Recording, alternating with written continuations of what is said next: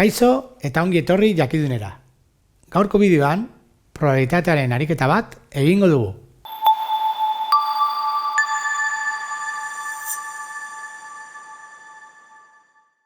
Ariketa hau egin behar dugu.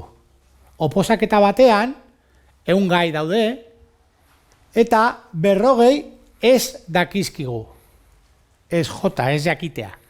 Bai? 60 dakizkigu eta 40 ez dakizkigu. Eta 3 bola sosketatuko dira. 3 gai aterako dira. Eta bakarrik bat garatu behar dugu azterketan.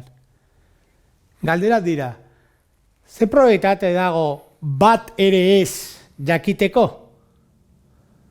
Hau da, ez lehenengoa, ez bigarrena eta ez hirugarrena.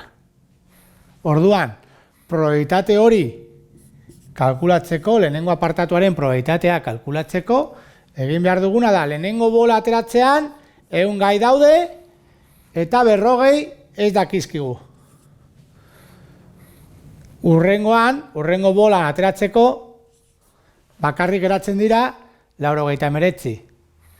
Eta, hau ez badakigu, geratzen dira, 39 jakin barik. Eta urrengoan gauza bera egingo dugu, bakarrik geratzen dira 38 jakin barik, eta 98 gai. Hau da, eskatzen dena. Kalkulagailuarekin egiten dugu, zatiketa moduan jarri aldugu, edo gutxi gora bera, hau da, 0,06, 1,6.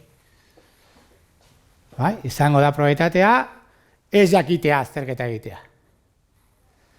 Baina, bideoren honen helburua da B apartatua egitea. Aurkako probabilitatea garatuko dugu gaur. Aurkako probabilitatea batzutan oso erabilgarria da. Hemen egiten da gutxienez bat, galdetzen da gutxienez bat jakiteko probabilitatea. Hau da, 3 bola aterako dira.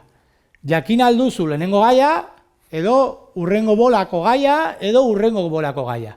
Berdin da. Jakin alduzu lehenengoa, bigarrena ez eta hirugarrena ez, lehenengoa bai, bigarrena bai, edo gutxienez bat, hirurak ere dakin behar duzu. Bai? Orduan, zein da galdera honen kontrakoa, aurkakoa? Ez jakitea ezer. Hau da, A apartatuarena. Orduan, behintzat, gutxienez, bat edo gehiago jakitea, bai, bere probabilitate aurkakoa da hau. Orduan, bat ken lehenengo apartatuaren probabilitatea egin aldugu kalkulatzeko. Era erraz batekin. Orduan, bat ken 0,06 izango da 0,94. Hau izango da, bai, gutxienez bat jakiteko probabilitatea. Hau da, azterketa garatzeko probabilitatea.